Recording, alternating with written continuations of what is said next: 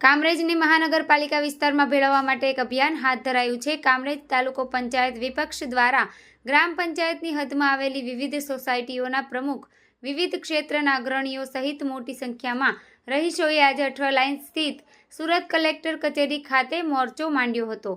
આ મુદ્દે તાલુકા પંચાયત વિપક્ષ નેતા જેડી કથિરિયાએ કહ્યું કે અમે કામરેજના વિવિધ વિસ્તારોમાં વસવાટ કરીએ છીએ। છેલ્લા 10 વર્ષમાં કામરેજ ગ્રામ પંચાયતની વસ્તી 3 લાખથી વધુ થઈ ગઈ છે, પરંતુ તે પ્રમાણે નગર આયોજન કરવામાં આવેલ નથી। તેનાથી સમગ્ર કામરેજ ગ્રામ પંચાયત વિસ્તારમાં નીચે મુજબની ખૂબ મોટી સમસ્યાઓ ઊભી થાય છે।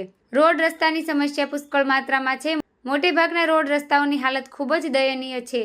શાસકોને અવારનવાર જાણ કરવા છતાં તેમના પેટનું પાણી હલ્યું નથી। ગ્રામ પંચાયત હસ્તકના ઘણા બધા રસ્તા ઉપર દબાણ કરવાથી કેટલાય રસ્તાઓ આંશિક તો કેટલાક સંપૂર્ણ રીતે બંધ થયેલ છે। આ ઉપરાંત R&D હસ્તકના તમામ મુખ્ય માર્ગો ચલાવવા યોગ્ય નથી અને વાહન ચલાવી શકાય તેવી પરિસ્થિતિમાં તો જરા પણ નથી। આ તમામ સમસ્યાઓ ઉપરાંત સ્ટ્રીટ લાઇટના અભાવના કારણે રાત્રિના સમયે સામાન્ય રાહદારીઓને ચાલવામાં ખૂબ મુશ્કેલી પડે છે અને રોજે અકસ્માતોની સંખ્યામાં વધારો થઈ રહ્યો છે। મારું નામ સતીશ કુમાર પ્રજાપતિ છે। કામરેજ વિસ્તારમાં રહું છું અને કામરેજ વિસ્તારનો એક જાગૃત નાગરિક છું અને એક સોસાયટીના કમિટીના મેમ્બર તરીકે અહીંયા હાજર થયો છું। અમારી મુખ્ય માંગણી એવી છે કે કામરેજ વિસ્તાર 3 લાખની વસ્તી છે અને હજુ પણ ગ્રામ પંચાયતની અંદર છે। ગ્રામ પંચાયત 3 લાખની વસ્તીને કોઈ પણ પ્રાથમિક સુવિધા આપવા માટે સક્ષમ નથી, એટલે અમારા વિસ્તારને મહાનગરપાલિકામાં ભેળવવામાં આવે, કારણ કે સુરત મહાનગરપાલિકાના હદ વિસ્તારને અડીને અમારો વિસ્તાર આવેલો છે। કઈ પ્રકારની સમસ્યાઓનો સામનો કરવો પડ્યો છે કામરેજ?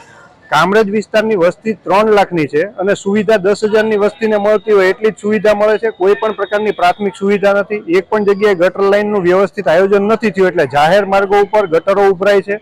સોસાયટીઓની અંદર ગટરના પાણી ઘૂસી જાય છે। એક પણ રોડ રસ્તા સારા નથી, બધા રોડ રસ્તા તૂટી ગયેલા છે। ગ્રામ પંચાયત હસ્તકના જેટલા રોડ રસ્તા છે એ બધા રસ્તા ઉપર ગેરકાયદેસર બાંધકામ અને દબાણ થવાથી એ રસ્તા તદ્દન બંધ હાલતમાં છે।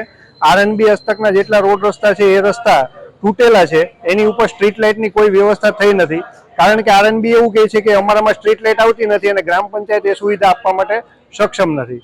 આ સિવાય પીવાના પાણીની સમસ્યા છે, રખડતા ઢોરની સમસ્યા છે અને લોકોને જાહેર પરિવહનનો અભાવ સ્પષ્ટપણે દેખાય છે।